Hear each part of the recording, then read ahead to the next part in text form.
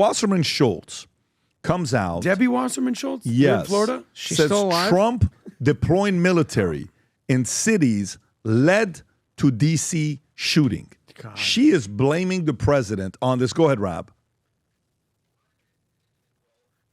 Have flown across the country to target law enforcement officers in Washington, D.C. And, I mean, the answer is likely no. So why wasn't the president's first thought, wow, maybe I should reconsider deploying military troops in the nation's capital or in any city, particularly not when they haven't coordinated closely with the leadership of these cities. Why do all Democrats, like her hair looks like wet ramen noodle? Like That's I always don't get it. look. They're just Okay, that's angry always and gonna wet. look. But let's dissect her message. No, Go ahead, it's a Tom. horrible message. Let's play Find the Facts. So she said, when we have law enforcement, this is from the statement by Wasserman Schultz, and I'm not sitting here doing this for comedic relief here. It's when we have law enforcement that are quite capable of handling criminal justice issues. No, you don't. You look at Chicago. The police were being had huge issues there, and there were people in Chicago, citizens, asking for more coverage. That is not a fact. Washington, D.C., as soon as the National Guard was there, the crime statistics and everything went down, and even the local city councilman and the police chief and the mayor admitted it, and one of them resigned. There's no fact there that we don't need law enforcement to focus on, not our military. Okay, don't know what that means. And this is when they have not coordinated closely with the leadership of these cities. Wait a minute. The National Guard were paired up in pairs with D.C. police. They were coordinated. They got together with people like Eric Adams, and they said, hey, if we ever were going to do this in New York, what would we do here? And they got together with the leadership. The leadership didn't want it, but they were getting together with police and police unions. So Debbie Wasserman here is sticking to a simple playbook. Trump is wrong. It's Trump's fault. And then is saying things which are factually incorrect when we look at what was really happening. This is all part of the wind-up toys that they have become. Those like wind-up toy soldiers, wind them up and they march along. And that is what you're seeing here. She is sticking to party lines. She is sticking to the playbook, and she is all part of this color revolution. It's unfathomable to me that the media gives her a pass on that, and a reporter won't say, no, hang on a second, Debbie. Maybe there were mayors that speak up and that said, we don't need Trump's help. Maybe that happened in Portland. Maybe that happened in San Francisco. Maybe that happened in California. But it's certainly you saw citizens and the police union and other people that welcomed it in Chicago and other places. Did we not? Of course. Why can't the media say that? Because I'll tell you, when the president is going to go to war internationally, he's got 4 branches of government, and then the 5th, the U.S. Coast Guard, protecting our shores. Yep. When the Democrats go to war, they have, number 1, they have the media. Number 2, they have things like the UN. And then number 3, they have the coordinated disinformation that they're doing. Those are their weapons of war, and you're seeing Wasserman Schultz being part of that. And guess what, Tom? The FBI came out and said that the national murder rate is the lowest in modern history. Kash Patel said that this week they're going to bring out the numbers. 25,000 violent crime arrests. That's double than the previous year. Double-digit drop in homicide rate, and the track for the record low year. Almost 500% increase in nihilistic violent extremist arrests, including the Violent 764 network. 23% increase in child victims identified or located. It's unbelievable to blame Trump for putting the National Guard, meaning that girl that was shot. What was her name? Beckstrom? Sarah Beckstrom. Sarah Beckstrom. She got shot by an Afghani freaking terrorist that brought his ass here under the Biden-Mayorkas administration. So for her to say what people are mad about it, ask the parents of the children that live in these major cities in D.C. that are coming home safe and don't have to worry about getting shot or drive-by or anything, because crime is down. I'm sorry to say it. This was a Democratic-caused problem that the president's fixed. And Tom, just like with the border, why is everybody always complaining about Trump, who's trying to fix the problem, but they don't say shit about Biden, who created it? You created it. You let in 20 million people. You let in 80,000 unvetted Afghanis that we were bombing for 20 years. We have no idea where they are. And Pat, Thomas Homan did an interview, and he goes, they didn't even check them for anything. No paperwork, no nothing. Just come in and go. And go. And you speak the truth, man. Words talk, numbers scream, and you're bringing the numbers and the statistics. I'll take you back. It's been several years since I've looked over the statistic, but I know this. This goes back like 4 or 5 years ago. The state of Idaho, I think, had one of the highest concealed carry permit rates in the United States. And walk-up robberies and ATM robberies were lowest in Idaho. You want to know why? Why? Because I think it was like 27% of men over 21 were carrying. Good. And so it really takes the fun out of a mugging, an ATM. Remember, they were called walk-up robberies, where they would walk up while you're getting gas or at an ATM or something. You know what I'm saying? Quick, give me your wallet, give me your watch, all this stuff. Walk up, give me your cell phone.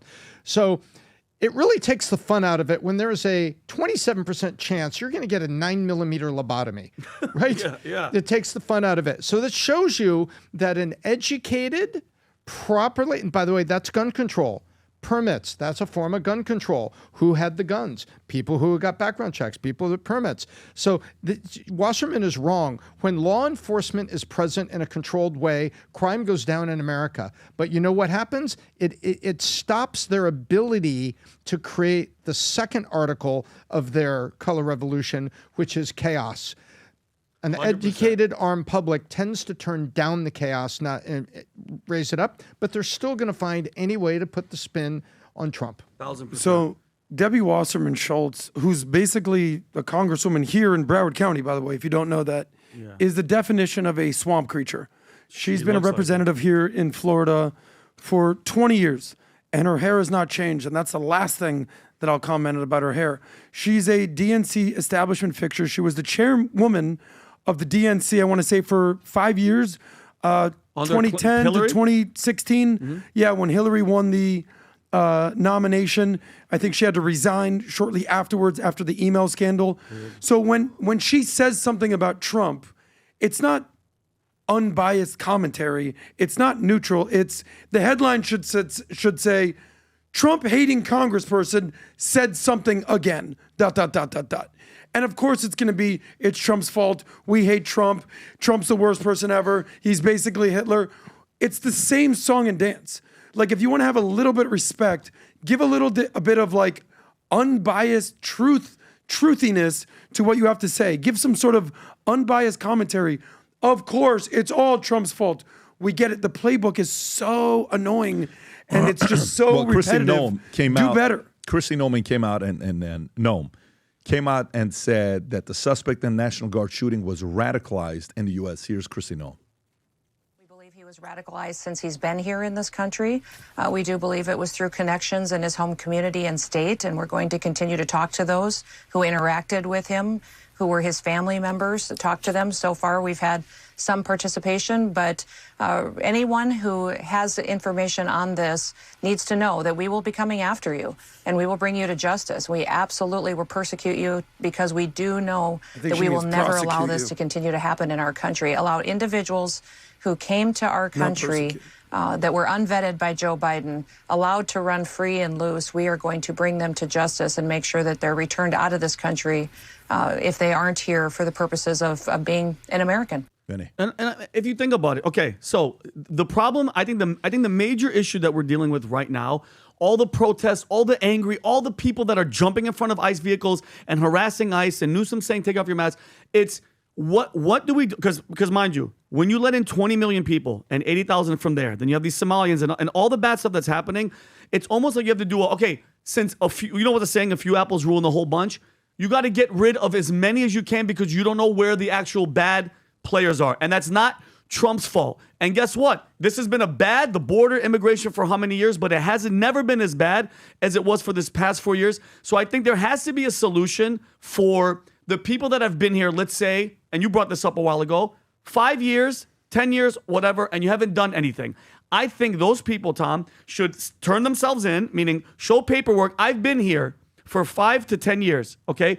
Do a background check on me. I've paid, yes, I'm illegal, okay? But I haven't done nothing. My track record should prove that for 5 to 10 years, I haven't done anything. I've been. Yes, I came illegally. Pay a fine, do something, and you get to stay. That something needs to be like they need to shift, Pat. And I think figure out a way for those people because that's what these people are losing their minds about. But I'm sorry, when you let in 20 million, 80,000 from over there unvetted. I'm sorry. You got to grab everybody and leave, and then start bringing people back in. There's no other way. By the way, there's a precedent for it. You know, the IRS. You know, you can call the IRS and say, "Hey, I've been operating this business, and things were really tough during COVID. There's some unclaimed amounts in taxes. I'd like to have an interview with the IRS locally, and I'd like to get myself clean before you send me the letter." Yes. When you do that with the IRS, you know what they do? They do a very comprehensive audit, very comprehensive. And then you will come to a fine. There will be a fine. They may not have the interest on it, but there's going to be a fine. And you can get yourself out of a hole. That's where it goes. Also, if you run afoul of the EPA regulation, you can call them and saying, hey, my company was doing this. I didn't know some of my employees were dumping these paint products here out behind there into the soil. This has to be dug up, has to be clean, but I want to come to you before you come to me. There are precedents with the U.S. government.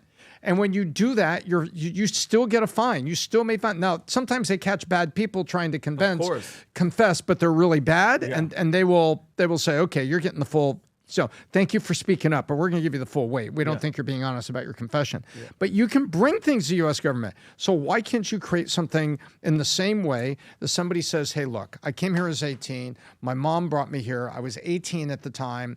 You know, I just want to get clean, and I don't want to go sent to a prison in El Salvador. I haven't done anything. Why can't the government just put in a simple process that says, okay, well, as of this moment, you can't be here. And right now, they've got like a 2-year go-back rule. Yeah. I think it's 2 or 3 year go-back rule. Why can't we put something in place that allows honest people to get to honest people who are in the middle of an illegal situation to get clean? Yep. So they're trying to blame it on Trump and the Trump administration because apparently he received asylum under the Trump administration. What happened exactly recently under Trump? But it's important you're saying that he seeked asylum or Trump responded to the saying it's mathematically impossible. And I want you to see this, what Holman said here. Play that clip, Rob. Go ahead. It's interesting you brought that up because go for it. Third world nations, they don't have systems like we do. Yep. So a lot of these Afghanistans, when they did get here and get vetted, they had no identification at all. Not a single travel document, not one piece of identification. And we're going to count on the people that run Afghanistan, the Taliban, to provide us any information who the bad guys were or who the good guys are? Certainly not.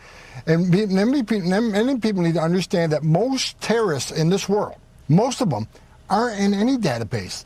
Because unless they were found on a battlefield by DOD and did a retina scan and did some biometrics there, unless they're part of a T3 undercover investigation, we don't know who they are. So, and the same thing with illegal aliens. Over 10 million that came across the border in Joe Biden. There's no way to vet these people. You think El Salvador or Turkey or Sudan or any of these countries have the databases or system checks that we have? Do you think the government of China, Russia, Turkey, you think they're going to share that data with us even if they did have it?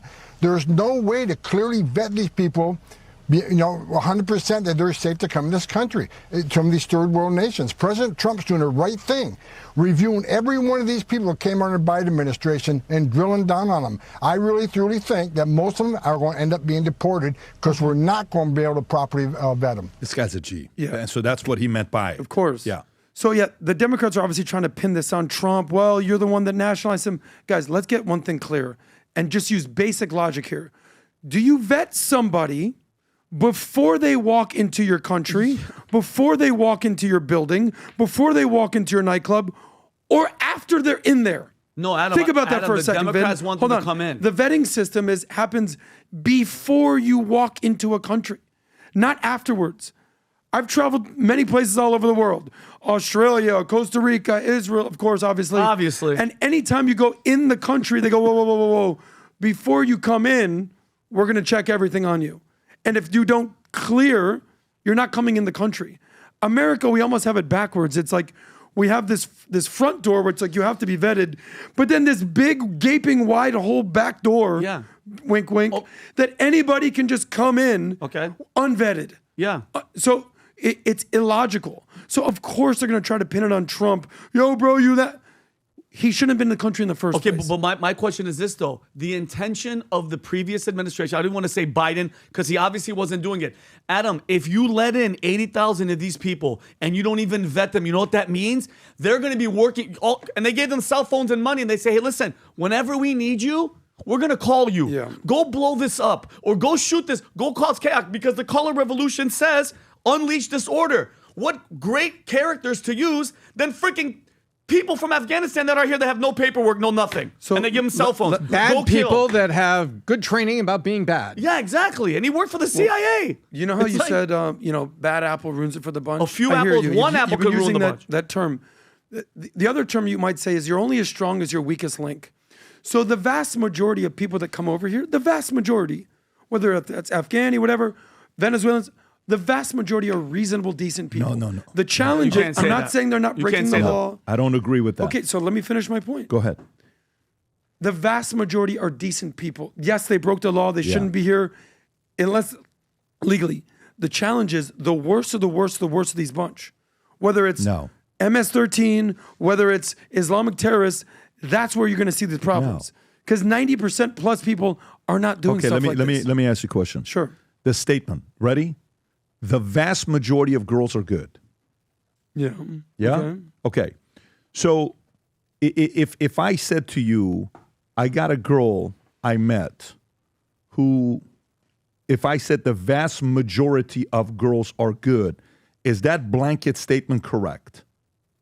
What do you mean by good? Okay. The vast majority of girls from OnlyFans are good. What would you say? Of OnlyFans Yes. are good? What do you mean by good? They're good. They're good people. They're going to be good wives. The vast majority of girls on OnlyFans. No, that's the antithetical to being an OnlyFans chick. Okay, so now check this out. To me, that statement is a lazy statement because it lacks data. And this is what I mean by it. Now, I'm not trying to take a shot at you. There's nothing you said. No, but what I'm trying to say to you is what we need to use is data. Sure. Look, I don't care if you're a Scientologist. A lot of people trash Scientologists. I've worked with Scientologists for 5 years. Let me tell you, I loved it. I don't have anything bad of working with Scientologists. They work their freaking asses off. I don't know why. They work their asses off. Guy comes to me from Q organization, whatever it's called, Q org. What is that called, Rob? Q org, am I saying it correctly? Or can you look it up, the Scientologist organization called something Q? I've interviewed a lot of these guys. Okay. And it's like, well, when you're in it, you don't understand. You don't understand what it does. You don't understand what it, all this other stuff. There's a name for it, Rob. Something, Sea Org. The Sea Org. That's what it's called. I said Q. Sea Org. If you come from a Sea Org, they're some of the hardest working people ever. Now, you may say, well, because you don't know what Miscavige and others do on the inside, fine. I don't have any bad experience with Scientologists. Me personally, okay? Mormons. There's a lot of stuff that people will say with Mormons. Guess what? I work with some heavyweight Mormons. And I mean heavyweight. Like leadership involved Mormons. LDS. You know my experience was? Yeah. Incredible. I had an incredible experience with Mormons. Me too. On how they were. Sure. I've been to Bountiful. I've been to St. George. I've been to, Salt Lake. God knows how many times. Never had any experience. I don't care what your religion, what country you're coming from, what your skin color is. I've dated more black girls than I've dated white girls. Respect. It's not, but I'm not saying that to you. I never cared. It's not to me. I wasn't like the typical Middle Easterners, like, we have to marry an Armenian. And say, my wife's a white girl from Texas. We love you, man.